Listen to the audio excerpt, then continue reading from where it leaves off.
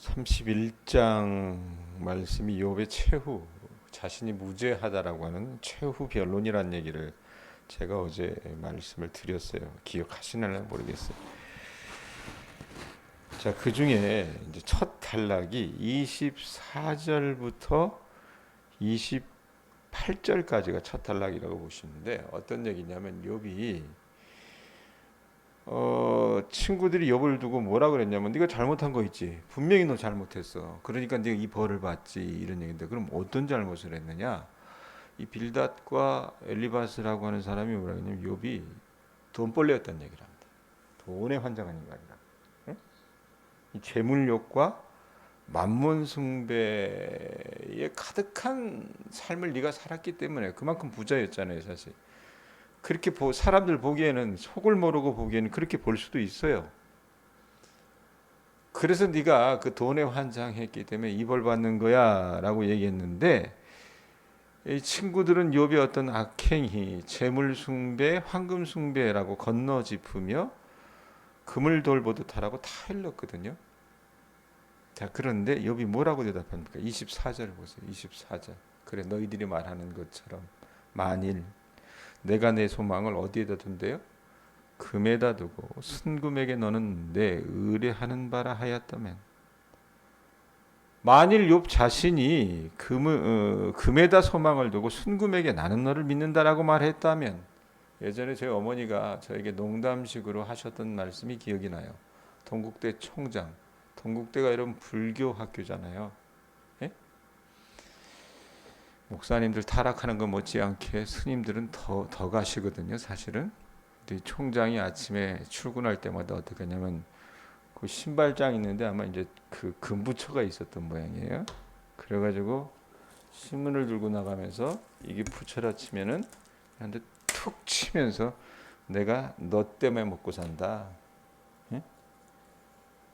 이런 표현을 어머니가 했던 걸 제가 기억이 나요. 그게 사실인지 아니면 거짓인지는 모르겠지만, 우리가 살아나가면서 여러분, 이렇게 욥의 친구들이 욥을 그런 식으로 봤던 것처럼 돈에 환장한 사람들이 있습니다. 자, 그런데 욥이 만약에 그렇게 하였다면, 예? 그 다음에 25절에서 27절 보세요. 만일 재물의 풍부함과 손으로 얻은 것이 많음으로 기뻐하였다면, 만일 해 빛남과 같이 달이 밝게 뜬 것을 보고 내 마음이 슬며시 유혹되어 내 손에 입맞추었다면, 자기가 정말 그렇게 했다면 친구들이 말한 그대로 돈에 환장해가지고요, 돈 하면서 겉으로는 아주 거룩한 척하고 실제로 돈 밝히는 그런 수존노였다면, 그 모든 허물은 재판에 회부되어야 할 제목이라고 얘기합니다. 자, 아까 제가 그런 얘기 했어요. 24절 이하의 말씀은 빌닷과 엘리바스의 어떤 그 3차 변론에 대한 답변이라는 표현을 했는데, 특별히 엘리바스가 3차 변론에서 욥이 재물에 욕심이 많았다, 이 사람. 응? 그랬기 때문에 그 죄를 짓고 하나님께 징벌받는 거다라고 비난하거든요. 그게 어디 나오냐면, 여러분 우리가 31장 펼쳤지만 22장 24절 25절 한번 보세요.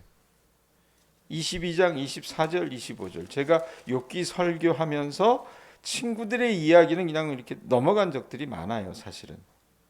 22장 24절 25절. 자, 엘리바스가 욥을 비난하는 그런 장면 가운데 나오는 한 대화 문구입니다. 24절 25절에 뭐라고 얘기합니까? 읽어봅니다. 시작.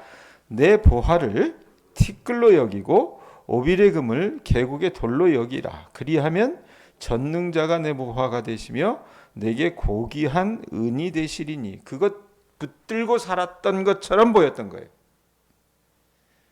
자, 그런 친구들의 그 비난 때문에 욥이 지금 31장을 마지막으로 자기 변론을 끝내거든요. 31장에 자기 할 말을 지금 하는 겁니다. 할 수밖에 없었던 거예요.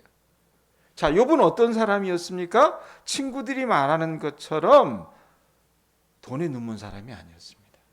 예? 그런 누구처럼 황금 숭배에 빠진 사람이 아니었다는 얘기입니다.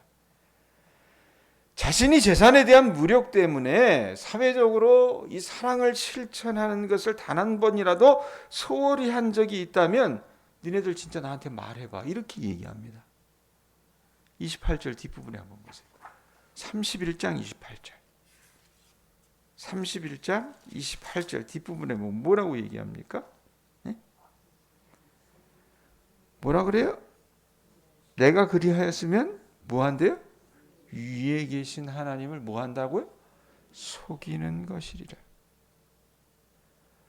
친구들 너희들이 얘기했던 것처럼 내가 그 돈에 눈먼 사람이었다면, 그래서 하나님께서 주신 그 물질을 가지고 내 배만 채우고 어렵고 힘든 사람을 돕지 않았다라면 그것 자체가 누구를 속이는 거예요?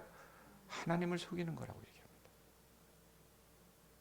어제도 얘기했지만 여러분, 욥은요 철저하게 그 존전의식이 있어요. 하나님 앞에서 하나님을 정말로 두려워했던 사람이었습니다.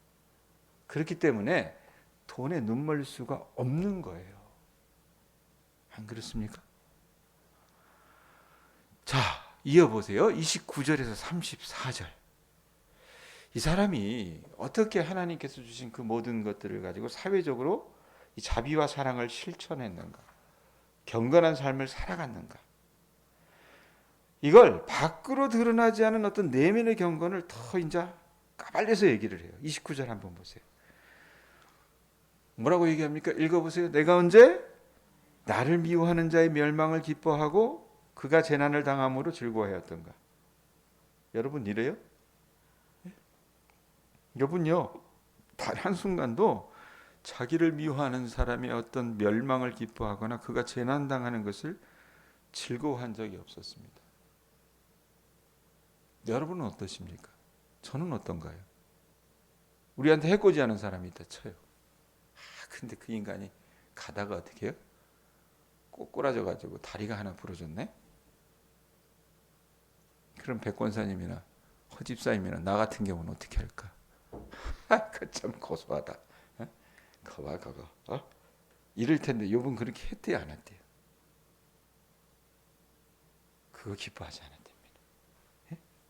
즐거워하지도 않았답니다. 30절 보세요. 실상은 나는 그가 죽기를 구하는 말로 그의 생명을 저주하여 내 입이 범죄하게 하지 아니하였노라. 자, 일반적인 사람들은 어떻습니까? 몹시도 자기를 괴롭히면 아이고 저거 벌이나 받아야 되는데, 저거 저렇게 살아 뭐해, 그냥 빨리 죽어버리지, 이렇게 생각을 하는데 욥은 뭐라고 얘기합니까? 자기를 미워하는 사람이 죽었으면 좋겠다는 바람의 말로 그의 생명을 저주하는 죄를 결코 범하지 않았답니다. 뭐 이런 사람이 다 있어. 자, 그래놓고 이 사람이 종을 다루는 것들을 봐요. 31절 보세요. 31절 읽어보세요. 읽습니다. 시작. 내 장막 사람들은 주인의 고기에 배부르지 않은 자가 어디 있느냐 하지 아니하였는가 라고 얘기합니다. 욥의 장막 사람들이 누구예요? 욥이 부리는 종들 아닙니까? 하인들 아닙니까? 이 하인들 중 주인된 욥 자신의 고기에 배부르지 않은 자가 어디 있느냐고 묻습니다. 여기 산골에 사니까 우리는 어떻게 맨날 풀떼기만 먹고 사는데, 욥은요 자기만 고기 먹고 산 게 아니라 어떻게 했습니까? 종들까지 고기 먹였어요. 그거 아깝잖아요. 아깝다고 생각하는 사람들이 있습니다. 그런데 욥은 그렇게 하지 않았다는 얘기입니다. 자, 그래놓고 거기 보면 또 뭐라고 얘기합니까? 32절 이어지는데 욥은 나그네가 거리에서 자지 아니하도록 행인에게 자기 집을 개방하기도 했습니다. 32절 보세요. 실상은 나그네가 거리에서 자지 아니하도록 나는 행인에게 내 문을 열어주었노라. 우리 같으면 이래요?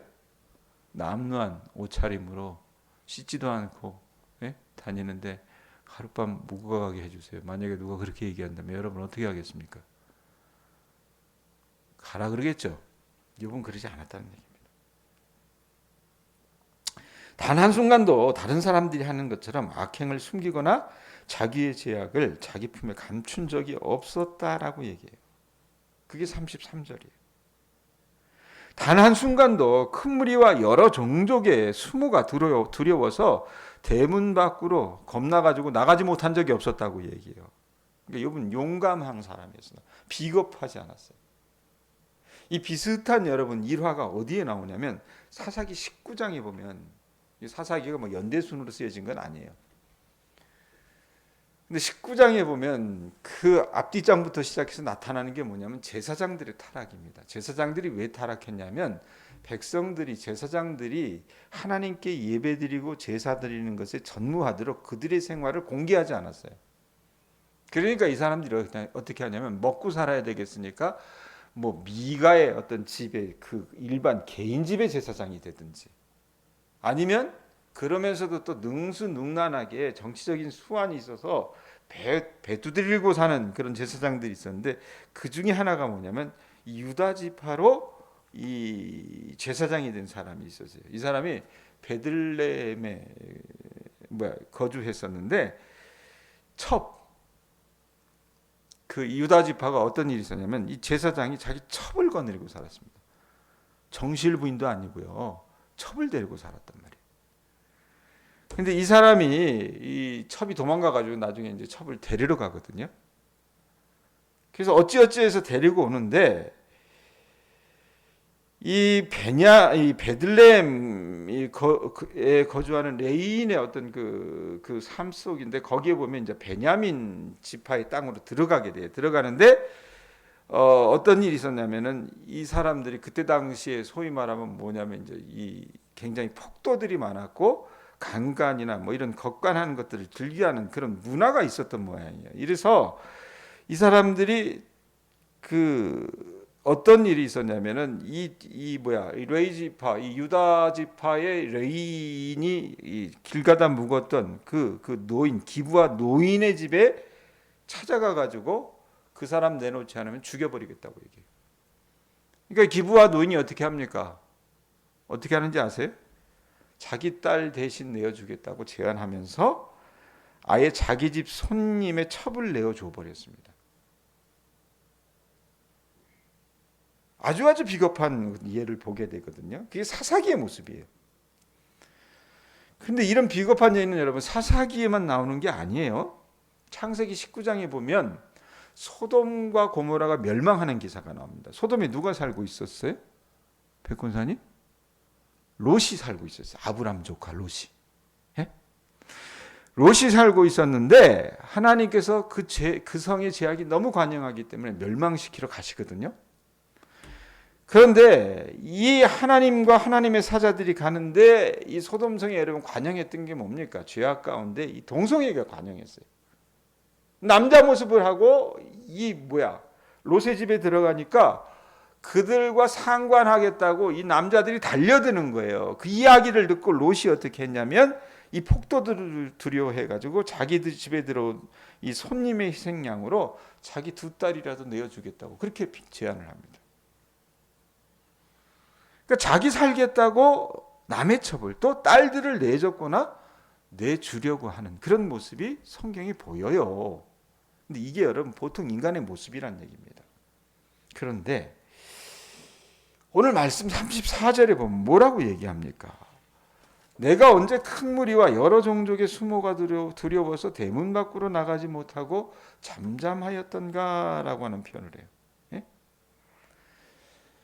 욥이요 실제로 그 상황을 그리고 있지는 않지만 이 이야기를 놓고 보면은, 추정을 해놓고 보면 이 사사기 19장과 창세기 19장에 이 상황과 비슷한 일들을 겪었었던 것 같아요. 그럴 때 여러분 욥이 어떻게 했습니까? 이 기브아의 노인이나 롯과 같이 하지 않았습니다. 용감하게 행동했다는 얘기입니다.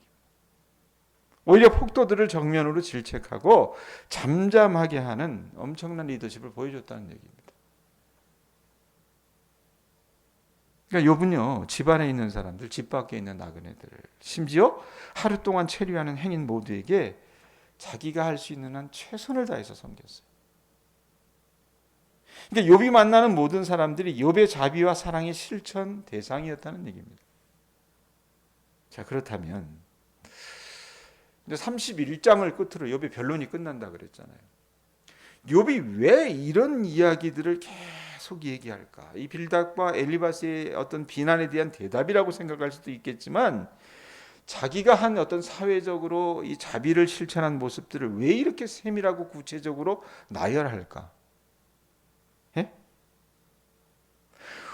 자기가 만나는 모든 사람에게 자기가 하나님의 의와 사랑을 실천했다고 왜 이렇게 공공연하게 말할까? 그 이유는 뭐예요, 여러분? 사람들만 들으라는 얘기 같아요? 아니잖아요. 누구 들으라는 얘기예요? 듣고 계신 하나님도 좀 들어보라는 얘기입니다. 하나님께 어떻게 해요? 고소장을 날리는 거예요, 지금. 이렇게나 바르게 산 욥이 이해할 수 없을 정도로 망가지고 몰락해서 하나님께 그 울분을 토해내는 것 자체가 지금 하나님의 부담을 안겨주는 거라고 오늘 말씀을 표현합니다. 자기 같은 의인이 비참하게 몰락해서 어찌할 바를 모르면서 원통한 눈물을 흘리는 것, 그것 자체가 하나님 전능자를 고발하는 사태에 이르기까지 된다 그 말입니다. 그게 35절에서 40절에 나와요. 자기가 왜 이렇게 하나님을 고발하는가, 왜 이렇게 하나님께 소송을 거는가, 그 이유를 말합니다. 35절 읽어보세요. 읽습니다. 시작. 누구든지 나의 변명을 들어다오. 나의 서명이 여기 있으니 누가 대답하기를 원한대요? 전능자가 내게 대답하시기를 바라노라. 나를 고발하는 자가 있다면 그에게 고소장을 쓰게 하라. 욥 자신이요, 이제 어떻게 합니까? 자기 이름 사인 딱 해가지고 하나님 앞에 고소장 딱 날리는 거예요. 전능자가 내게 대답하시기를 바라노라. 이 말은 뭡니까? 소송을 걸었어요, 욥이. 근데 피고가 누구예요? 하나님이에요. 원고가 누굽니까? 욥이라 그 말입니다. 그러면서 하나님과 맞상대하면서 지금 뭐라고 얘기하냐면, 뒷부분에 뭐라고 얘기해요? 나를 고발하자 하는 자가 있다면 그에게 고소장을 쓰게 하라. 혹시 자기를 고발할 자가 있다면 그 사람도 욥 자신을 재판에 회부하는 고소장을 한번 써보라고 말입니다. 자, 그러면 그 고소장이 있다면 36절에 어떻게 한다 그래요? 내가 그것을 어깨에 매기도 하고 왕관처럼 머리에 쓰기도 하리라.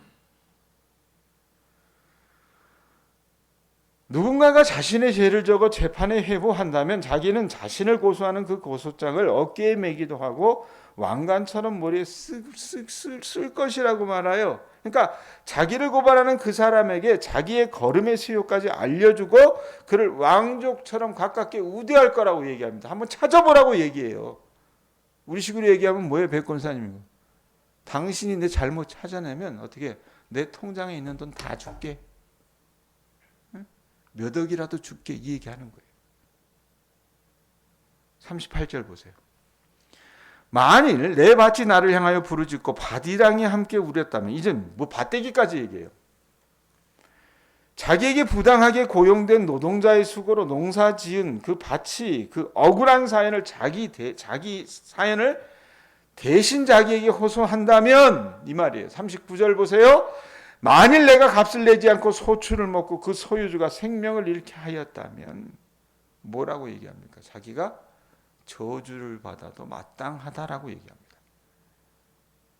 밀 대신에 가시가 나고 보리 대신에 독보리가 나는 것이 저주받는 거잖아요. 농사 지었는데 어떻습니까? 내가 땀 흘려 수고한 만큼 곡식이 나지 않고 이상한 것이 나면 그거 신이 저주하는 거라고 생각을 했다 그 말입니다. 자, 그러면 보세요. 욥은요, 여러분, 우리가 이 욥의 이런 경건성에 미칠 수 있어요? 자기 검열이 철저했던 사람이었습니다. 이 장엄한 결백 호소로 욥의 욥은요, 자기의 구구절절한 변론을 딱 이제 마치게 되는데, 여러분 이 말씀 어떻게 정리하시렵니까? 오늘 말씀에서 여러분 우리는 이 금전적으로 깨끗하고 황금 숭배를 하지 않았던 그 욥, 종이나 원수나 나그네까지 미친 욥의 어떤 이 자비와 한대, 그러면서 용감하기까지 한 욥의 일면을 우리가 봤어요. 그러니까 매 순간에도 여러분 한순간, 매사에 한순간도 자기 검열에 소홀하지 않았던 사람입니다. 여러분 우리는 어떻습니까? 내로남불이란 말이 있죠. 이게 무슨 말이에요? 내가 하면 로맨스고 남이 하면 불륜이에요. 우리식의 잣대는 뭡니까? 나에 대해서는 지나치게 간대요. 다른 사람에 대해서는 어떻습니까? 아주 엄격합니다. 근데 이 판단의 잣대라는 것이 여러분 정말 그렇게 객관적입니까? 아니거든요. 자기 눈에 봤을 때 뭐예요? 길게 보이면 길다 뭐라 그러는 거예요. 짧게 보면 짧다고 뭐라 그러는 거예요. 고무줄 잣대라는 얘기입니다. 근데 욥은요 그러지 않았다는 얘기예요. 자, 그가 이런 어떤 경건성을 유지할 수 있는 비결이 무엇이었는가? 오늘 말씀에 있는 것처럼 여러분 말씀이 뭐라고 얘기했어요? 아까 초두에 뭐라고 얘기했습니까? 28절 뒷부분에 내가 그리하였으면 위에 계신 하나님을 속이는 것이라는 표현이 있잖아요. 욥은요 하나님을 두려워하는 사람이었습니다.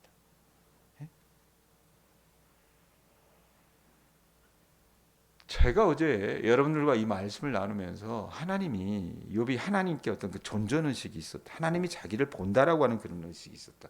그러면서 백권사님께 그런 표현을 했죠. 하나님이 화장실에도 CCTV 달아놓고, 주방에도 CCTV 달아놓고, 전동차에도 CCTV 달아놓고, 권사님 마음속에도 CCTV 달아놓고, 그렇게 우리를 지켜보신다고 표현을 했어요. 자, 그러면 어떻게 생각하세요? 신앙이 없는 사람들은 숨 막혀. 하나님이 나를 감시하는구나. 스토킹하는구나. 이렇게 생각하는 것처럼 여겨질 수 있겠으나 여러분 욥에게는 그게 감시가 아니었습니다. 사실 욥은요 하나님과 아주 친밀했습니다. 친밀한 인격적인 관계를 유지했기 때문에 그런 존재의식을 갖고 살았던 거예요. 저와 여러분은 어떻습니까? 한번 묻겠습니다. 여러분, 하나님과 여러분의 이 애정의 친밀도는 어느 정도입니까? 마치 방금 전 하나님과 애틋한 통화를 하고 여운이 가시지 않은 그런 교감이 여러분들 안에 늘 있습니까? 백권사님, 이거 봐요. 늘 있어요? 아니면 내가 과연 하나님과 언제 그렇게 뜨거운 그런 관계, 애틋함을 느꼈었던가? 아예 냉랭하게 식어버린 그런 여러분 영적인 친밀도라 말할 수 없는 그런 것을 갖고 살아가지 않습니까? 그러니까 말라 비틀어진 거예요. 화석과 같은 신앙입니다. 여러분 하나님과 친밀했던 그 사람 욥은요. 황금만능주의에 물들지 않고 어떻게 보면 그가 얼마든지 소홀히 대해도 말들을 것 없는 원수 나그네까지 함부로 하지 않았습니다. 그렇기 때문에 욥처럼 용감한 모습을 보일 수밖에 없었다라는 얘기입니다. 그러므로 여러분 저는 오늘 말씀을 맺으면서 여러분들에게 권면하고 싶습니다. 권사님 여기 눈 봐요. 권사님 뭐라고 권면하냐면 여러분 하나님을 좀 사랑하실 수 있기를 바랍니다. 아는 만큼 보이는 것이 아니라 사랑하는 만큼 보이는 겁니다. 제가 이 시골에 와서 목회하는 게 뭐가 재밌는지 알아요? 한글을 잘 모르는 권사님들에게 설교하는 그것 자체가 저한테는 굉장히 큰 도전입니다. 근데 그것이 왜 도전이냐면 여러분 생각을 해보세요. 그를 잘 알아서 하나님이 어떤 분인가에 대해서 아는 그 지식이 하나님에 대한 사랑을 초월할 수 있다고 생각합니까? 저는 아니라고 생각합니다. 여러분들이 한글을 모르시지만 하나님을 사랑한다면 도시에서 정말로 좋은 대학을 나와서 어떤 이지적인 사람으로서 하나님에 대한 지식을 아는 그 사람보다 여러분에 대한 하나님의 친밀도는 더 뛰어날 수 있다고 생각합니다. 여러분 아는 만큼 보이는 것이 아니라 사랑하는 만큼 보이는 거예요. 뭘 자꾸 하나님에 대해서 알려고 하는 것도 좋긴 한 일이겠지만 무엇보다도 여러분이 하나님을 좀 사랑하는 주님의 자녀들 되실 수 있기를 바랍니다. 하나님을 사랑하는 자, 그 사람은요 욥처럼 자기 검열에 이르는 순전한 삶까지 살아갈 수 있다 그 말입니다. 하나님 사랑하면요 남한테 함부로 대할 수 없고요. 하나님 사랑하면요 돈에 대해 집착하지 않을 수 있고요. 하나님 사랑하면요 나그네라도 환대할 수밖에 없다 그 말입니다. 그래서 오늘 하루들 여러분이 살아나가실 때 나는 정말 주님을 사랑하는 사람인가 물어보시고 여러분의 삶 속에서 그 경건성을 드러내실 수 있는 주의 자녀들 되실 수 있기를 바랍니다.